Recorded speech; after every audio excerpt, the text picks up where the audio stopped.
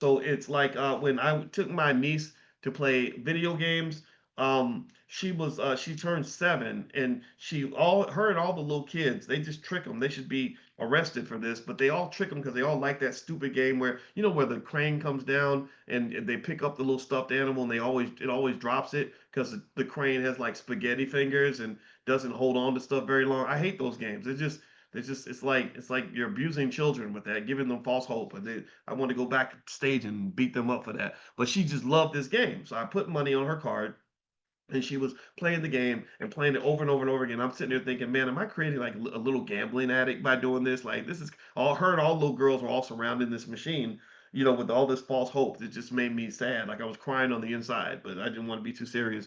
And so the card runs out, and then she says, I want to keep playing, and so I took the card and I recharged the card. So basically, with an option, you have a certain amount of time for certain things to happen.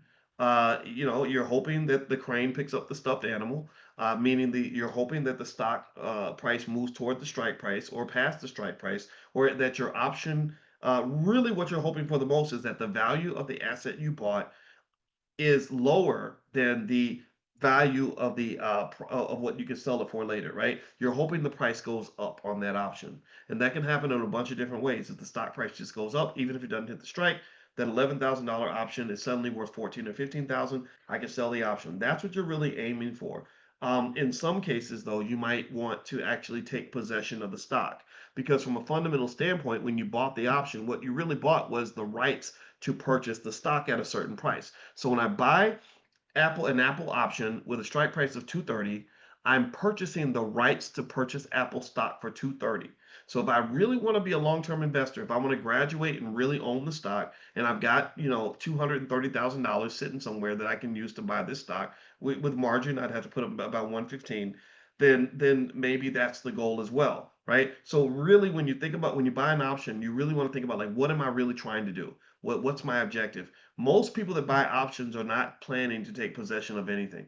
There's two big markets like this. They're cousins. One's the options market, the other is the futures market. And they have subtle differences. Basically, the option means you have the option to do something. A futures market means you have to do it. You're making a future commitment to doing something.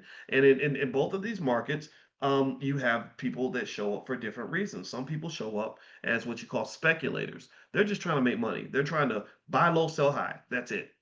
They don't care about owning anything. There are so many people that trade oil who will never ever want to take possession of anybody's oil, or trade options on stocks that they never want to actually own, and that's perfectly fine. But then every now and then you may actually buy an option on a stock that you really want to be an owner with, and that's okay too, right? So just like dating, sometimes you want to marry the person, sometimes you just want to hang out for a while. It's totally up to you. I'm not judging. Okay, so let me answer some of your questions in the Q&A.